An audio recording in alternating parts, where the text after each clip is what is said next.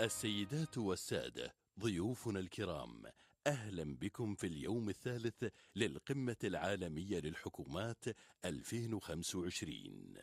Distinguished guests, ladies and gentlemen, welcome to the third day of the World Government Summit 2025.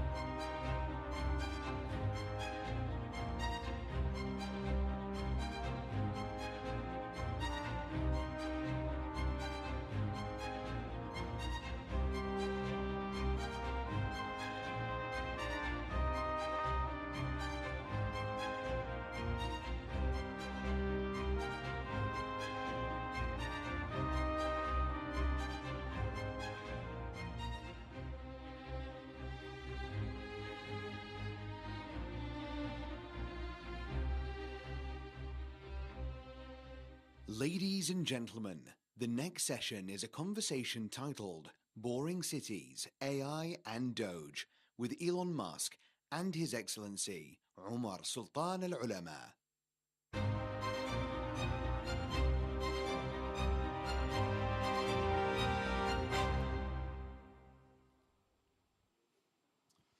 Elon, it's good to see you. Hello. I was going to introduce you as tech support for the White House, but is that all you do? I'm wearing my official uniform.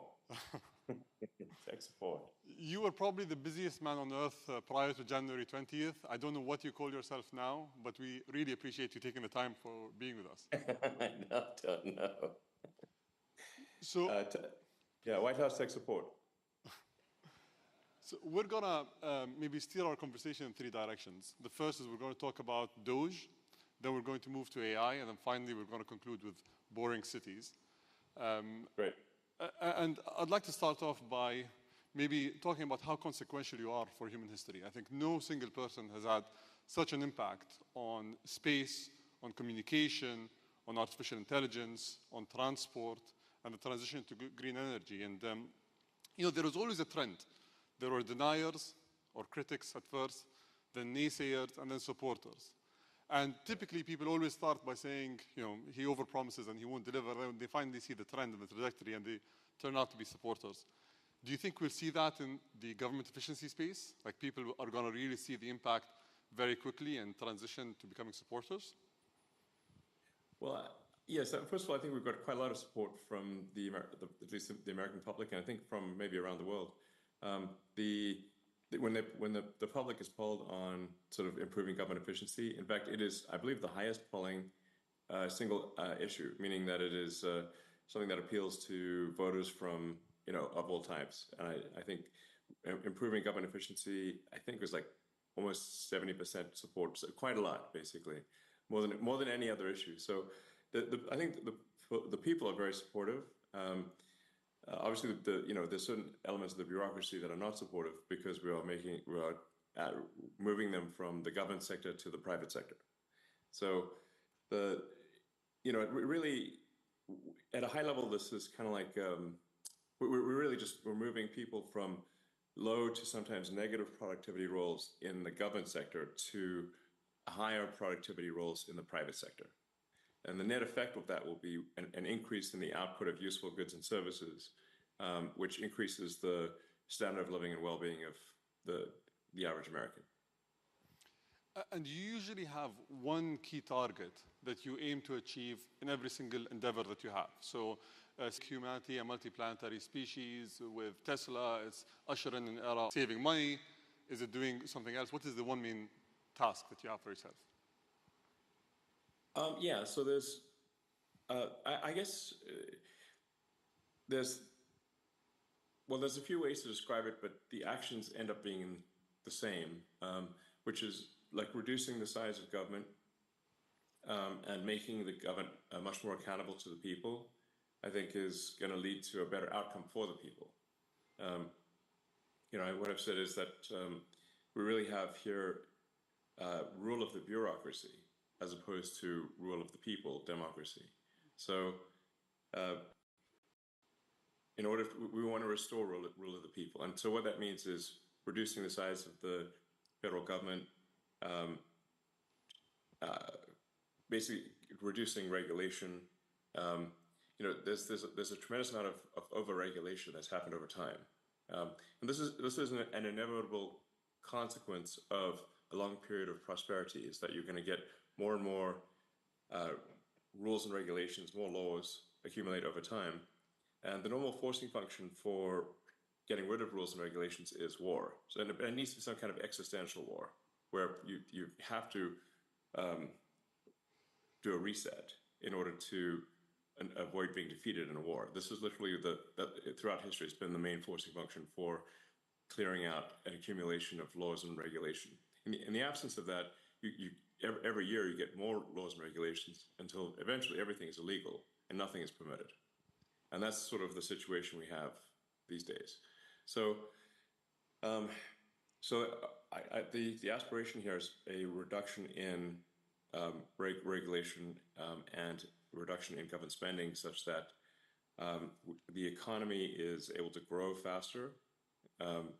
Maybe the economy can grow at 4 or 5% potentially, in terms of real useful goods and services output, and then government spending can be reduced by about 3 or 4% of the economy, about maybe $1 trillion or more.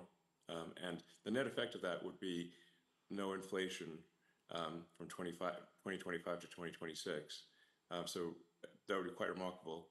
And also, if the U.S. government is buying less debt, which I think will be the case, if the deficit drops from 2 trillion to 1 trillion, then there'll be 1 trillion less debt that the government needs to buy, which will drop, of course, the interest rates to drop significantly. And that means people's mortgage payments, car payments, credit card payments, student loans, whatever debt they have, their debt payments will be less. So I think this is something that will benefit the average American. I think some of the things we're doing also will be hopefully helpful to other countries, because with the new administration, there's less interest in interfering with the affairs of other countries. I think a lot of there's the times the United States has been kind of pushy in international affairs, which may resonate with a number of members of the audience. And I think we should, in general, leave other countries to their own business. And basically, America should mind its own business, rather than push for regime change all over the place. Yeah. So I think this is probably a good thing for other countries too. So instead of waiting for a war to happen, you went to war against the bureaucracy in the government. Yes, we're essentially just we're with the support and direction of President Trump. We are reducing the size of the bureaucracy, getting rid of excess regulatory regulations, and there's also so many agencies and regulatory authorities that they actually step on each other's feet. It's kind of like having a sports game where there are too many referees on the field, like more referees than players at times. Now that would be a silly game, if the players can't pass the ball without hitting a referee, But it's kind of getting to that point in the U.S. So there's roughly 450 federal agencies of one kind or another. That's more agencies. That's almost an average of 2 agencies per year since the formation of the United States. So, how many agencies do you really need to run a country? 99? Not 450, that's for sure. So. And how do you guarantee that all the incredible achievements that you aim to have in terms of savings, in terms of impacting the lives of the American people, are not going to be reversed in 4 years? Typically, the cycle gets reversed every 4 years. Do you think it's going to be so impactful that it won't be reversed? Is there any ways that you can ensure that the progress is going to be continuous? Well, I think we do need to delete entire agencies as opposed to leave part of them behind. Because if you leave part of them behind, it's easy. It's kind of like if leaving a weed. If you don't remove the roots of the weed, then it's easy for the weed to grow back. But if you remove the roots of the weed, it doesn't stop weeds from ever growing back, but it makes it harder. So we have to really delete entire agencies, many of them. And that's not to say there won't be an increase over time of bureaucracy in some new administration, but it'll be from a much lower baseline. So it's a step in the right direction. I think the overarching goal here is to lay the foundation for prosperity that will last many decades, maybe centuries, and yeah. But will it be forever? Nothing's forever. But I think we can strengthen the foundations of the United States substantially. And what lessons can other governments learn from the US? You say tech support on your shirt. Is that only technology, or is there other things? How do you approach efficiency? Well, a shocking percentage of the problem, or maybe not shocking for those who know it, but a big percentage of the problem is improving the technology that the government runs on. So the US government runs on a collection of thousands of computers, many of them antiquated, running very old software, and the computers don't talk to each other. So that's why tech support is kind of a real thing. In order to make the government more efficient, you have to improve the technology. You may have read about the example I used recently when President Trump was signing one of the DOGE executive orders of the difficulty of U.S. government workers retiring. Like the maximum retirement rate is $10,000 a month, and the reason for that is because the retirement is entirely paperwork right now. It's manually calculated paperwork that's put in an envelope and then taken down a mine shaft and stored in a mine. And then one of the things that affects the rate at which federal workers can retire is the speed of the elevator in a mine in Pennsylvania, which is bizarre because it should be digital, So then when we said, well, why isn't it digital? They said, well, we have had a digitization program going since 2014. So that's been 11 years. So then we asked, well, so how much progress have you made? And they said, B. You mean you're giving yourself a grade of B? No, we're on the letter B. So we're like, okay, we're going to need to really provide some tech support here. Otherwise, literally, people can't even retire, even if they want to. It's pretty bad.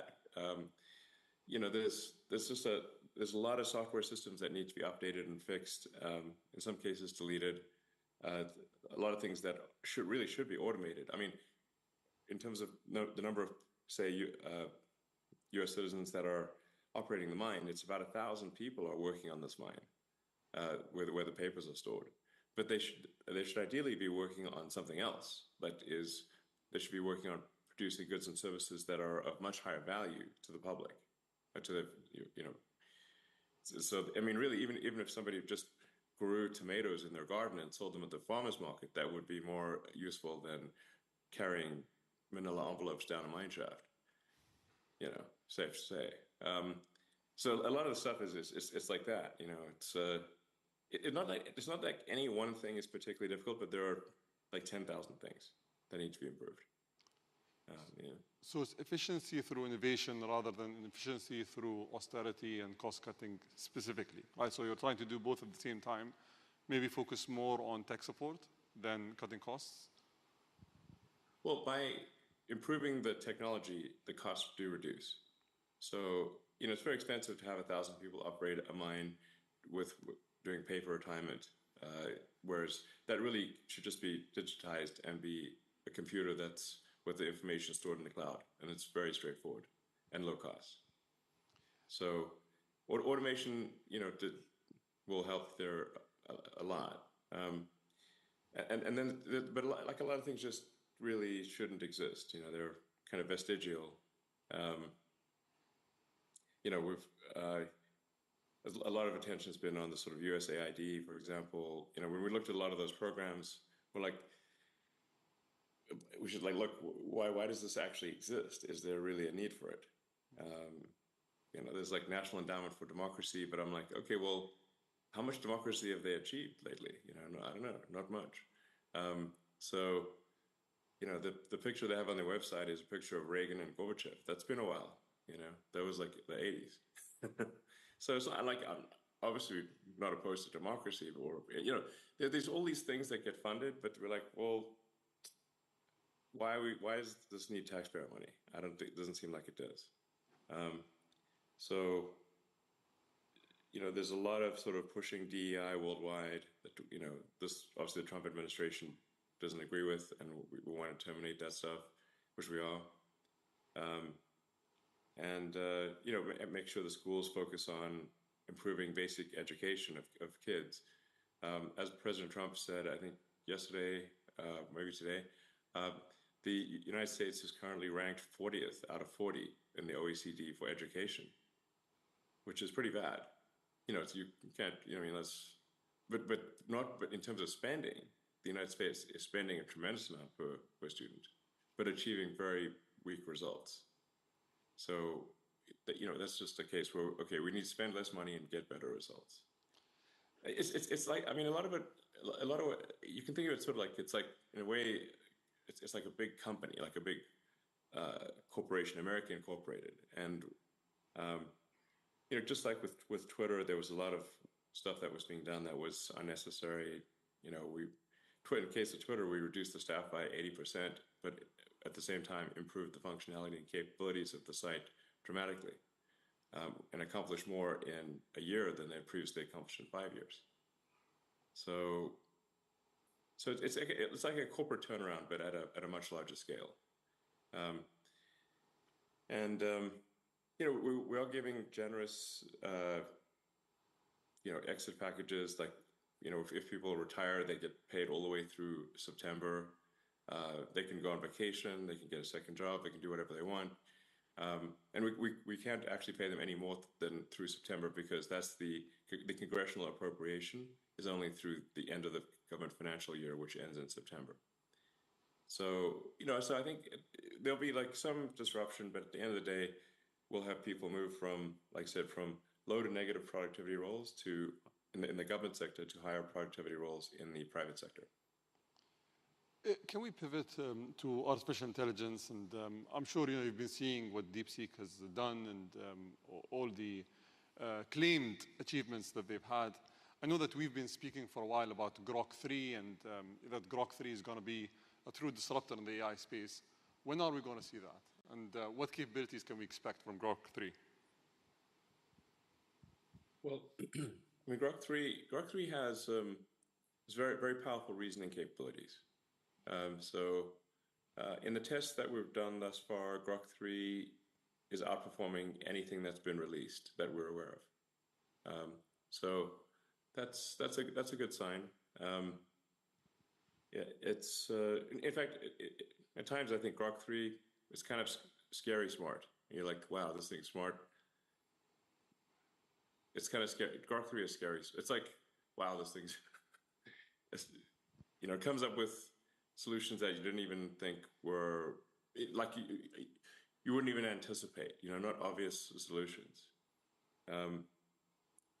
So Grok 3 was trained with the most amount of compute, and I think very efficiently trained. Also notably, Grok 3 was trained on a lot of synthetic data. So and then it goes back and forth through the data and tries to achieve logical consistency. So if it's got data that is wrong, it'll actually reflect upon that and remove the data that is wrong. It does not concord with reality. So its base reasoning is very good.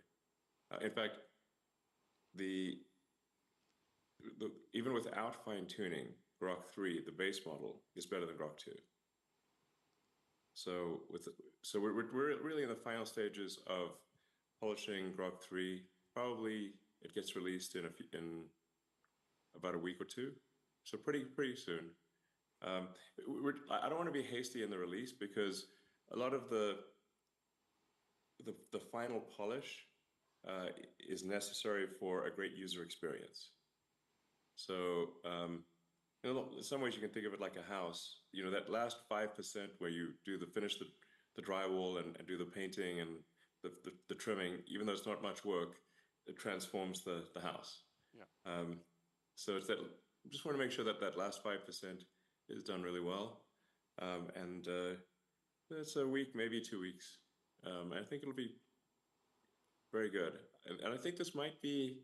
We think it'll be better than anything else, and then maybe this might be the last time that any AI is better than Grok. Looking forward to it.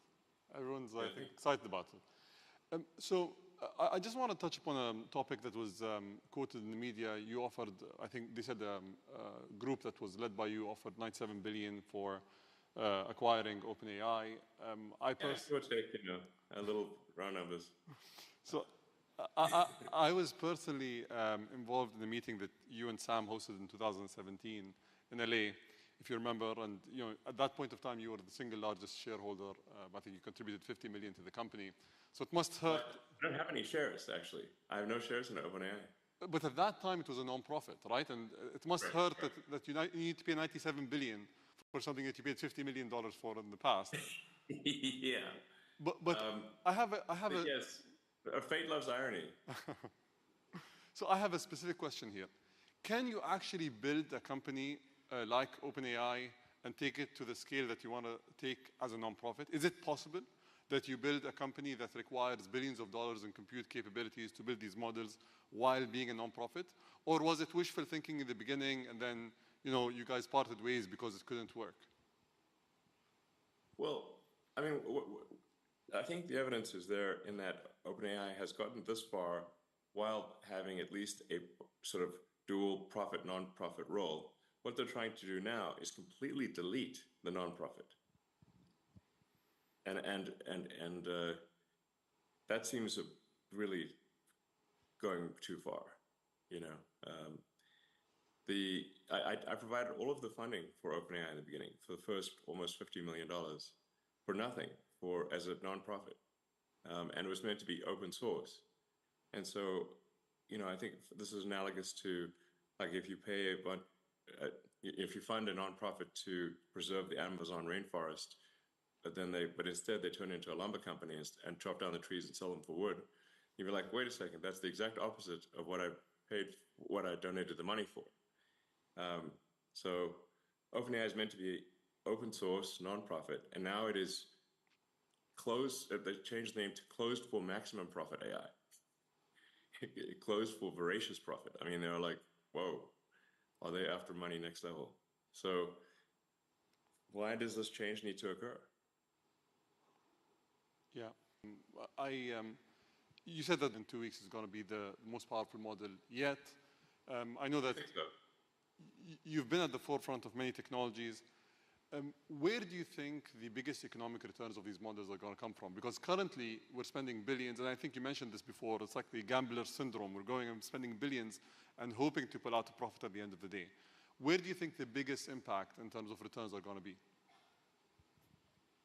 Well, I think once you have humanoid robots and deep intelligence, you basically have quasi-infinite products and services available.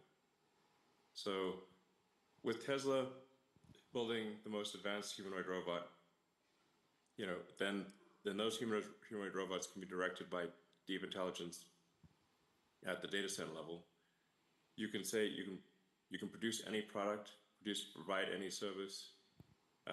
There's really no limit to the economy at that point. You can make anything, provided, like I said, so I'm not sure at that point will money even be meaningful. I don't know. It might not be. The economic output is productivity per capita times how many people do you have. If in the form of humanoid robots you have no meaningful limit on the number of robots, and the robots can basically do anything, then you'll have a sort of a universal high income situation. Anyone will be able to have as many products and services as they want. with the exception of things that say have artificial scarcity, like a particular piece of art or something like that. But for any goods and services, they'll be available to everyone.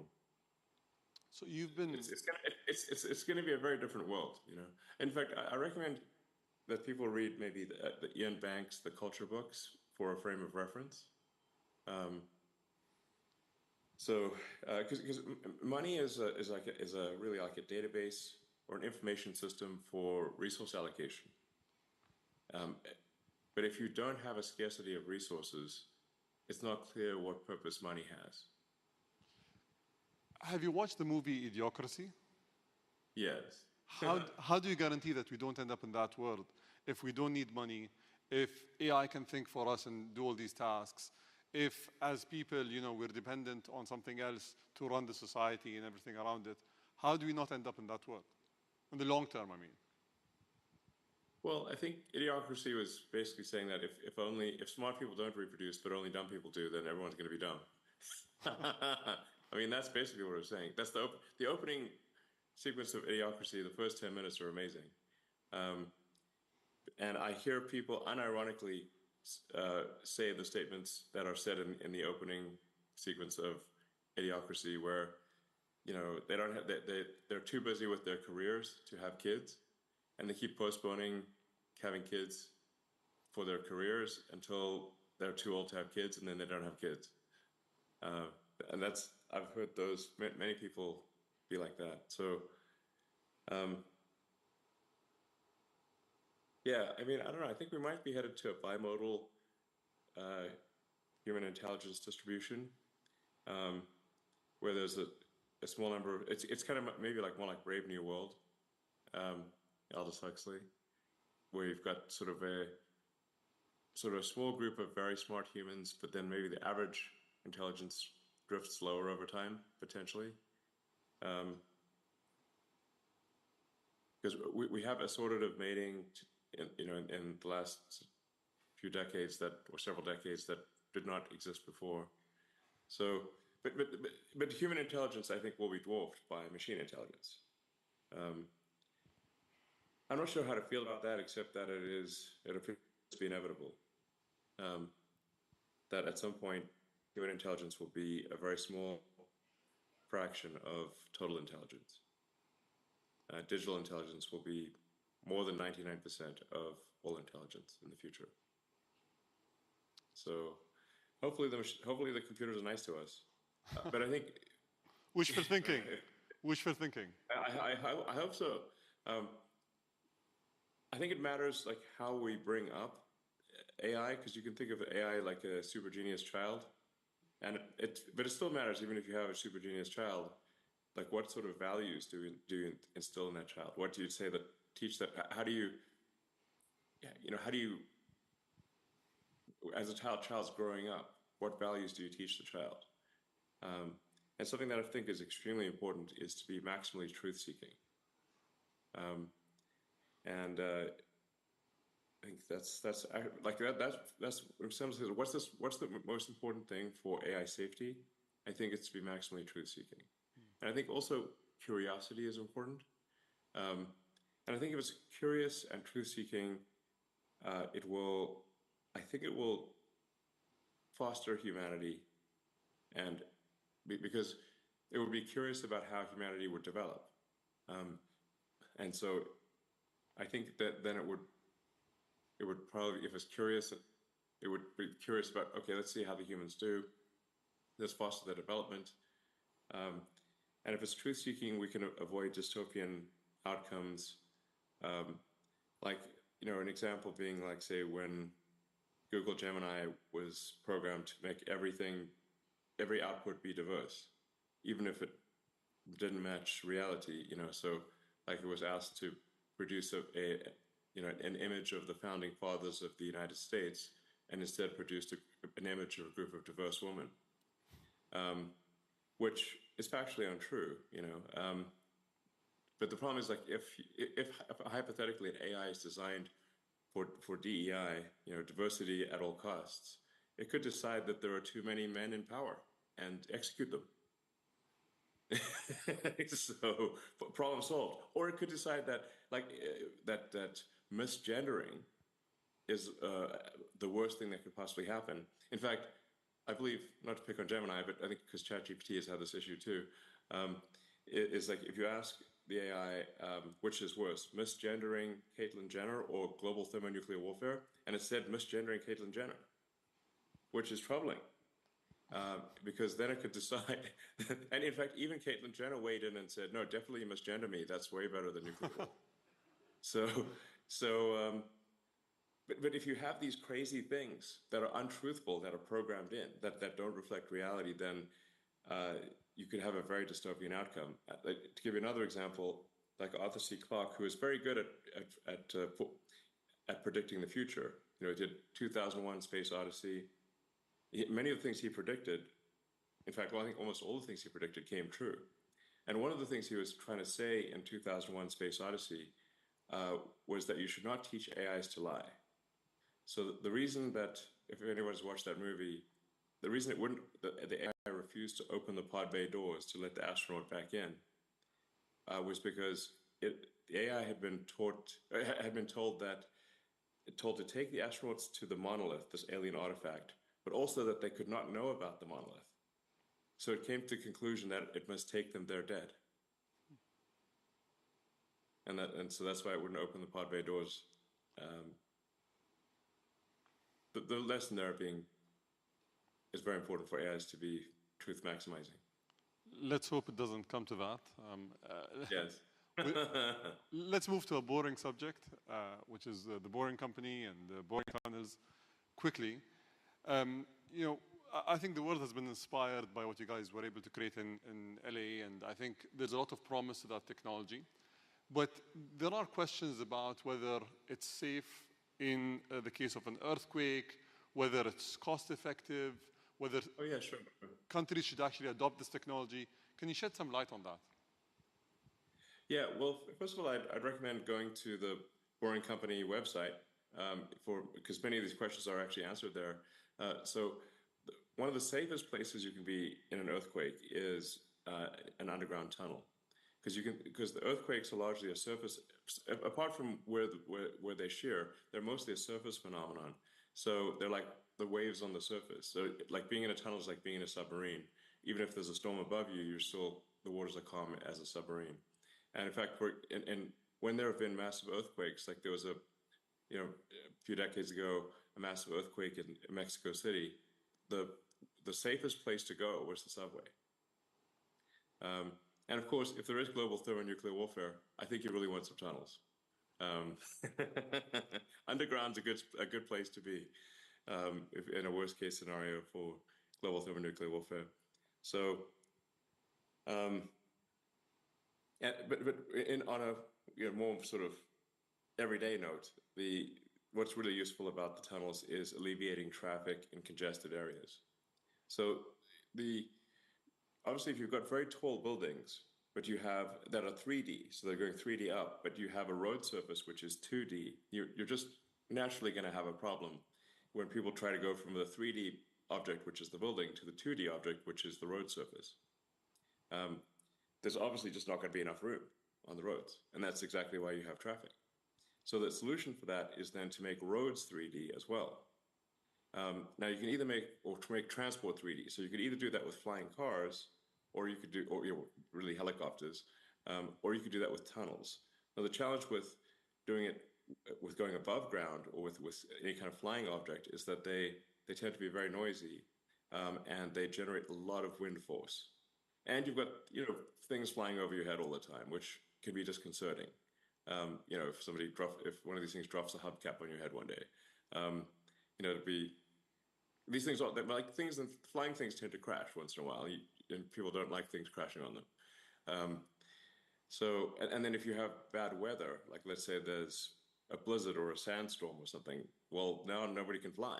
So then transport shuts down. On the other hand, none of these problems exist with underground travel. So tunnels are immune to weather. They don't care what the weather is. It could be the worst weather, it doesn't matter. Nothing's going to fall on you because you're underground, so you don't have to, going to be dropping things on people. and there's no wind force, and it's very quiet. And so I think going 3D underground is much better than 3D above ground for solving traffic in cities. And we have a demonstrated case of this in Las Vegas. If people who can try out the Boring Company tunnels in Las Vegas, we're busy connecting the whole city with all of the big hotels and the convention center and the airport and everything. So I don't think they need to fly all the way there.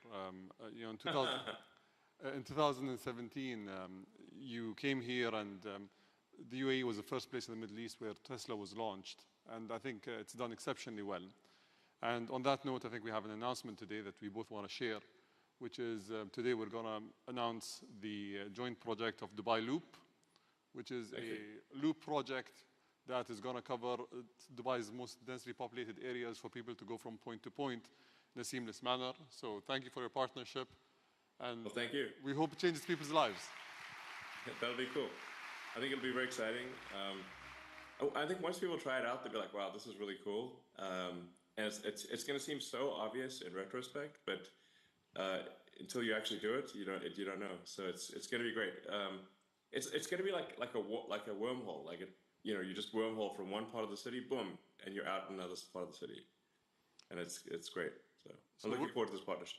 We're going to join the first trip and the first pod when the pod is completed. Thank you, Elon. All right, thank you very much. Thank you.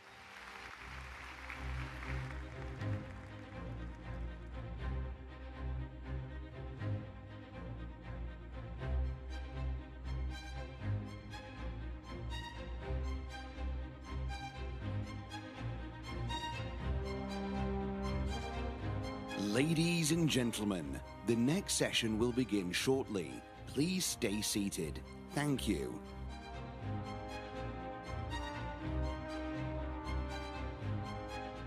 Ladies and gentlemen, the topic of this session is 20 minutes for the next 20 years of your life with Nick Santonastasso, founder of Victorious International.